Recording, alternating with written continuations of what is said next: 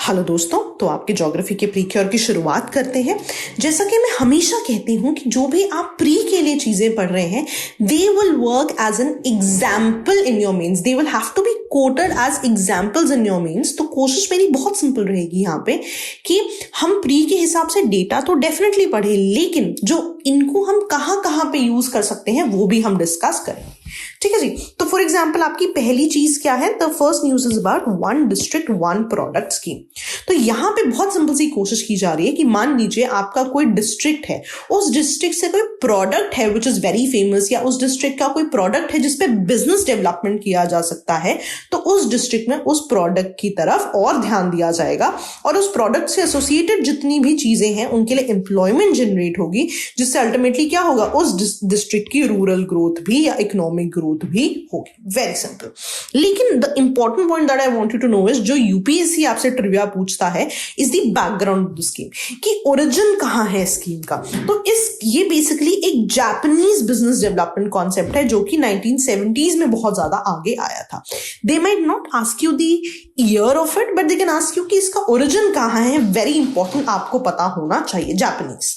तो जापान में भी कुछ इस तरह हुआ कि वहां पे एरियाज डिफाइन कर दिए गए कि अगर किसी स्पेसिफिक एरिया में किसी चीज की सेल्स बढ़ाई जा सकती है तो उस एरिया में उस चीज की सेल बढ़ाई जाए, जिससे वहां की जो लोकल पॉपुलेशन है उनका स्टैंडर्ड ऑफ लिविंग या उनकी इकोनॉमिक ग्रोथ बहुत ज्यादा हुई। इवेंचुअली इसी सेम मॉडल को बहुत ज्यादा एशियन कंट्रीज में यूज किया गया, जो कि अब इंडिया में भी आगे आ रही है। Very simple. प्री के लिए डेटा हो गया। अब I want you to understand इसको मेंस में कहां यूज कर सकते हैं। ना आपने पॉलिटी में बहुत बार डिसेंट्रलाइजेशन पढ़ा है ना, और आप हमेशा देखते हैं कि स्कीम्स हमेशा या तो सेंटर या स्टेट लेवल पे की जाती है, लेकिन नाउ डिसेंट्रलाइजेशन में आप एग्जांपल दे सकते हैं कि अब कोशिश है कि हर डिस्ट्रिक्ट में जाके भी स्कीम्स चलाई जाए, कि हर डिस्ट्रिक्ट जब आगे बढ़ेगा तभी इकोनॉमिक ग्रोथ बढ़ेगी।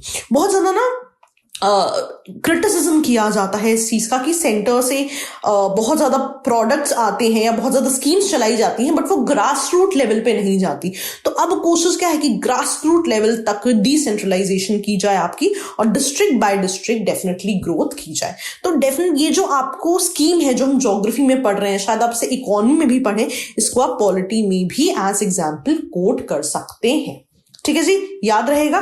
चलिए अगली न्यूज पे आते हैं। अपनी अगली न्यूज है आपकी डेनमार्क से associated. So Denmark recently create करने वाला है वर्ल्ड का पहला energy island in the North Sea. अभी एनर्जी आइलैंड क्या है? सिंपल सी बात है, अगर आप इसको ध्यान से देखें तो विंड टर्बाइंस हैं ये। तो एक आइलैंड पे राइट विंड फार्म्स होंगे, और उस विंड फार्म से जो भी इलेक्ट्रिसिटी जनरेट होगी, राइट, विंड टर्बाइन से जो भी इलेक्ट्रिसिटी जनरेट होगी, वो सेम इलेक्ट्रिसिटी हाउस होल्ड्स को या डिफरेंट इंडस्ट्रीज को जो है पहुंचाई जाएगी। लेकिन ये सिर्फ डेनमार्क के लिए ही नहीं है, डेनमार्क और उसके आसपास की कंट्रीज जो है वहां पे इस इलेक्ट्रिसिटी को पहुंचाया जाएगा। पूरा मॉडल अभी तैयार नहीं है। रिसेंटली जो है डेनमार्क ने अपनी neighbouring countries like Netherlands, Germany, Belgium के साथ एनालिसिस करने की बात की है कि किस तरह से यहाँ जो एनर्जी बनेगी, किस तरह से यहाँ जो इलेक्ट्रिसिटी प्रोड्यूस होगी, उसका बेस्ट यूजेज किया जा सके। ठीक है जी, बहुत सिंपल। और ये प्रोजेक्ट माना जा रहा है कि बाय 2030 कंप्लीट हो जाएगा। लेकिन अभी because it is yet to start, we'll have to figure out या we'll have to keep a track अगर इसमें कोई चेंजेस हो। सिंपल था। अच्छा, ये चीज क्यों फिलहाल अनाउंस हुई है? क्योंकि रिसेंटली यूरोपियन यूनियन ने अनाउंस किया है कि हम अपनी ऑफशोर विंड एनर्जी कैपेसिटी जो है बाय 2050 25 टाइम्स बढ़ाना चाहते हैं। इस चीज को मद्देनजर रखते हुए डेनमार्क ने इस चीज की अनाउंसमेंट की है। But yes, obviously the whole infra will have to be created, है ना, और पावर अग्रीमेंट्स होंगे, पावर परचेज अग्रीमेंट्स होंगे इवेंचुअली, तभी there be some sort of analysis. ठीक है, इसको ना मेंस में बहुत अच्छी जगह कोट कर सकते हो। कभी भी अगर आपको रिन्यूएबल एनर्जी पे क्वेश्चन आए और उसमें आपको पूछा जाए कि वर्ल्ड किस तरह के स्टेप्स ले सकता है या ले रहा है जिनसे इंडिया लेसन ले सकता है, तो आप वहां कोट कीजिए कि वर्ल्ड में ईयू ऐसे प्लान्स बना रहा है, डेनमार्क इज अनाउंसिंग समथिंग। या मान लीजिए आपसे वे फॉरवर्ड में पूछा जाए कि सजेस्ट मेजर्स या सजेस्ट इनोवेटिव मेजर्स जो इंडिया रिन्यूएबल एनर्जी में ले, आप वहां लिखिए कि डेनमार्क की सेम लाइंस पे इंडिया भी अपनी जितनी भी कोस्ट लाइन है, अब यहां आपको सोचना पड़ेगा कि आइलैंड टू आइलैंड के साथ जितनी आपकी कोस्ट लाइन है वहां का जो पोटेंशियल है वो भी यूज हो। तो आप जैसे जैसे आंसर्स लिखते जाएंगे ना, आपको न्यू आइडियाज भी अकॉर्डिंगली आते जाएंगे। ठीक है जी, सिंपल था। चलिए अगली चीज पे आते हैं। Additional info that I want you to see, what people tend to miss कि कहां पे ये आइलैंड बन रहा है, तो नॉर्थ सी में, वहां मेंशन भी किया है मैंने। अगर आप यहाँ पे आसपास की कंट्रीज देखो, डेनमार्क, नॉर्वे, राइट, तो ये जितनी भी कंट्रीज हैं इनमें से कुछ कंट्रीज को नॉर्डिक कंट्रीज कहते हैं। So I want you to go back and find out कौन सी कंट्रीज हैं जो कि नॉर्डिक कंट्रीज कहलाती है। दूसरी चीज, इन नॉर्डिक कंट्रीज में से कुछ कंट्रीज आपकी आर्कटिक काउंसिल की भी मेंबर्स है। मैंने आपको लास्ट वीक आर्कटिक काउंसिल भी पढ़ाया था। सो कभी कभी ऐसे क्वेश्चन आ जाते हैं कि आप कॉमन कंट्रीज ढूंढिए कि कौन सी ऐसी नॉर्डिक कंट्रीज हैं जो कॉमन है विद आर्कटिक काउंसिल, तो just go back and find them. आप देखोगे कि आपको और भी कंट्रीज के बारे में आइडिया होगा। So this is your homework for the day. ठीक है जी, चलिए अगली न्यूज पे आते हैं। गोबर्धन स्कीम, तो गोबर्धन स्कीम नहीं है, पर रिसेंटली जल शक्ति मिनिस्ट्री ने स्कीम के लिए एक पोर्टल शुरू किया है। ठीक है जी, तो एजेंडा क्या है गोबर्धन स्कीम का? बहुत सिंपल है कि दो चीजें करेंगे ये लोग गांव में। पहली चीज क्या करेंगे कि विलेजेस को ओपन डेफिकेशन फ्री बनाएंगे, और इस डेफिकेशन से जितना भी है इन जनरल भी सॉलिड और लिक्विड वेस्ट जनरेट होता है उसको भी मैनेज कीजिएगा। मैनेज कैसे होता है? Basically they converted into different forms. तो जितना भी आपका बायोडिग्रेडेबल वेस्ट जो है वो जनरेट होता है गांव में, इनको इनटू कंप्रेस्ड बायोगैस कन्वर्ट किया जाएगा। अब जितने भी लोग उस पूरे प्रोसेस से एसोसिएटेड होंगे, जिनको एम्प्लॉयमेंट मिलेगी इससे, उससे अल्टीमेटली क्या होगा, इन सभी रूरल हाउस होल्ड्स की इनकम बढ़ेगी, right. And one very important thing is कि जितना भी ये जो वेस्ट इकट्ठा हो रहा है, कैटल वेस्ट, राइट, इससे भी आप एनर्जी बना रहे हो। Basically not letting anything go waste, simple. ठीक है जी, तो बहुत प्रीलिम स्पेसिफिक चीजें हैं, ये आप डेफिनेटली कोच कर सकते हो। बट मेंस में जब आपसे पूछा जाता है for alternate sources of energy, क्या क्या ऐसे ऑल्टरनेट सोर्सेज ऑफ एनर्जी है या रिन्यूएबल सोर्सेज ऑफ एनर्जी है, वहां पर भी आप इन चीजों को एग्जाम्पल्स में कोट कर सकते हैं। ठीक है जी, सिंपल था। Now I wanted to know one thing. बहुत बार न्यूज में 3 टर्म्स होती हैं, ओडीएफ, ये आपको पता है, open defecation free, ODF plus and ODF plus plus. तो होता क्या है, ओडीएफ प्लस में बेसिकली क्या होता है कि आप in the open you shouldn't be let's say when a city is at a stage that एक भी बंदा, not on a single person is found defecating or urinating in the open, और जितने भी आपके पब्लिक टॉयलेट्स हैं, community toilets हैं, when they are maintained well, तो आप कहते हो कि आपने ODF प्लस स्टेटस जो है अचीव कर लिया। नाउ जितना भी मटेरियल यहां से जनरेट हुआ, लेट्स से कि फीकल सज है या सेप्टेज है, सीवेज है, जब आप इसको भी मेंटेन करना शुरू कर देते हो, इसको भी मैनेज करने के मैकेनिज्म्स आप शुरू कर देते हो, ultimately what do you get added to, तो फिर आप ओडीएफ प्लस प्लस से एसोसिएट हो जाते हो। तो आप देख रहे हो हर स्टेप पे एक एक चीज आगे बढ़ रही है। तो कभी भी आपको स्वच्छ भारत मिशन पे क्वेश्चन आता है, आप डेफिनेटली इसको कोट कर सकते हैं। ऑल्सो जब आपको अर्बनाइजेशन पे क्वेश्चन आते हैं कि सरकार ने अर्बनाइजेशन के लिए क्या स्टेप्स लिए हैं, अर्बन रीजन्स के लिए क्या स्टेप्स लिए हैं, आप वहां पे भी इन चीजों को कोट कर सकते हैं। ठीक है जी, याद रहेगा। चलिए अगली चीज पे आते हैं। Recently 14 new minor forest produce, MFP कहते हैं इसे, 14 न्यू माइनर फॉरेस्ट प्रोड्यूस जो हैं इनको अंडर MSP स्कीम ऐड किया गया। तो you don't have to know all the finer producers, but आपको बैकग्राउंड पता होना चाहिए। तो बड़ी सिंपल सी एक स्कीम है, MFP थ्रू MSP स्कीम। तो ऐसा है, सिंपल शब्दों में समझाती हूं कि मान लीजिए बहुत सारे फॉरेस्ट में ट्राइबल्स होते हैं। ट्राइबल्स के लिए सोर्स ऑफ एम्प्लॉयमेंट क्या है, राइट? तो जितने भी ट्राइबल्स हैं वो जितना भी फॉरेस्ट से फॉरेस्ट प्रोड्यूस जो कर रहे हैं, स्पेसिफिकली जो उनका माइनर फॉरेस्ट प्रोड्यूस है, वो जो भी चीजें इकट्ठी करें, मान लीजिए हनी, वैक्स, तेंदू, है ना, या कोई मेडिसिनल प्लांट है, इनको जब ये सेल करते हैं सरकार को, सरकार इन्हें रेवेन्यू देती है।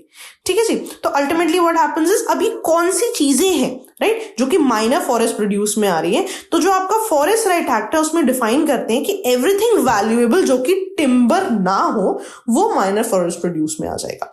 तो जितने भी ट्राइबल्स हैं जो माइनर फॉरेस्ट प्रोड्यूस कलेक्ट करते हैं, इन सभी प्रोडक्ट्स को एक स्पेसिफिक MSP दे दिया जाता है। जैसे आपने देखा क्रॉप्स का MSP होता है कि आपने फिक्स कर दिया मिनिमम तो इतना प्राइस मिलेगा ही मिलेगा, तो इन फॉरेस्ट प्रोड्यूस के लिए भी ये MSP जो है डिसाइड कर दिया जाता है, और ये 2013 में ये स्कीम आई थी।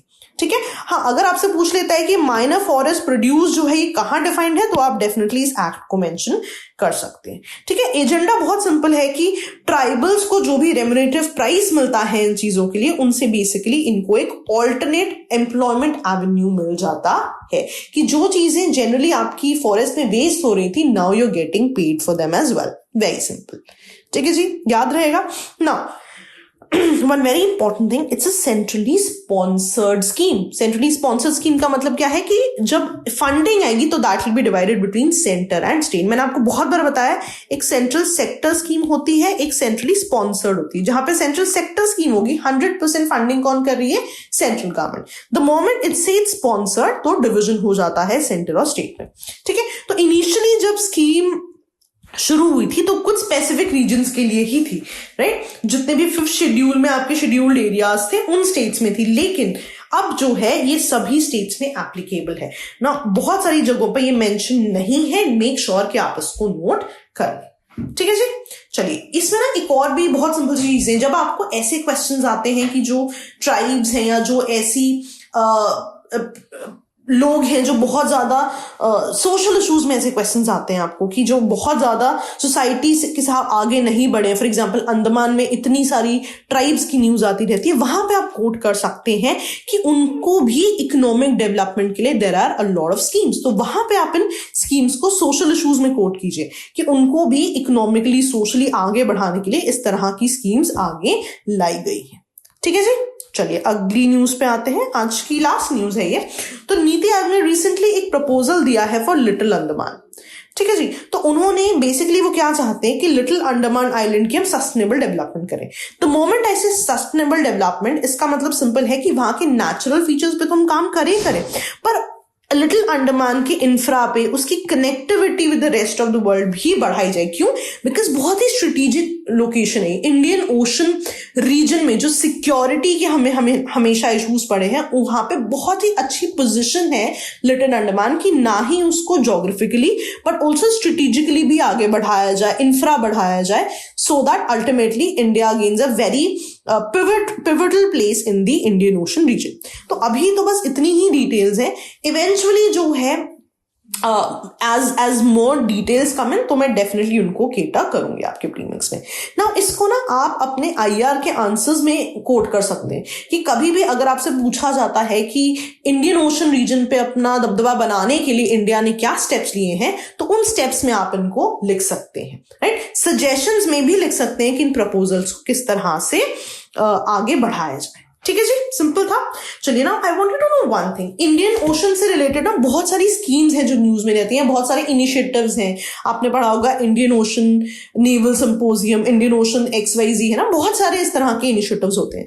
Now what I want you to understand is कि अगर किसी इनिशिएटिव का नाम इंडियन ओशन इनिशिएटिव है, जरूरी नहीं है कि इंडिया उसका मेंबर हो. इसका एक बहुत बड़ा एग्जाम्पल है इंडियन ओशन कमीशन.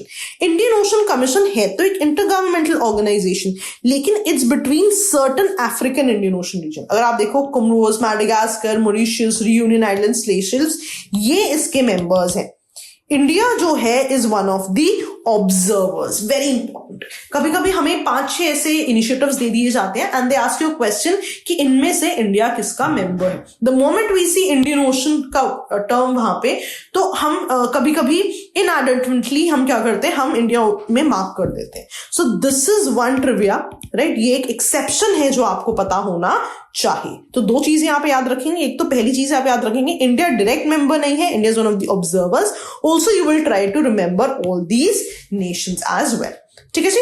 तो I hope I could contribute to a lot of your doubts. But हाँ, इसमें ना एक चीज आप और भी मेंशन कर सकते हैं जब आप मेंस में आंसर मेंशन करें कि इंडिया जितने भी ऑर्गेनाइजेशंस हैं जो इंडियन ओशन से एसोसिएटेड है, इंडिया उनमें और भी इंक्लूड हो सकता है. कभी भी आपसे वे फॉरवर्ड पूछा जाए तो आप इन कमीशंस को डायरेक्टली मेंशन कर सकते हैं कि इंडिया को और एक्टिव रोल भी पार्टिसिपेट करना चाहिए in certain commissions as well. तो आई होप कुछ चीजें हैं जो आपको समझ में आ गई, कुछ पॉइंट्स हैं ट्रिवियल जो आपने भूलने नहीं है. इसको आप कहीं लिख के रख लीजिए, it will definitely help you in your preparation. ठीक है जी. चलिए, that was all from my and. I hope आपने हमारे 2022 के सारे प्रोग्राम्स देख लिए हैं.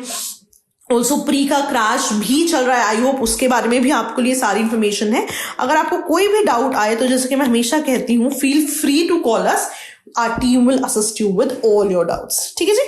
चलिए, that was all from my end. Okay दोस्तों, bye bye.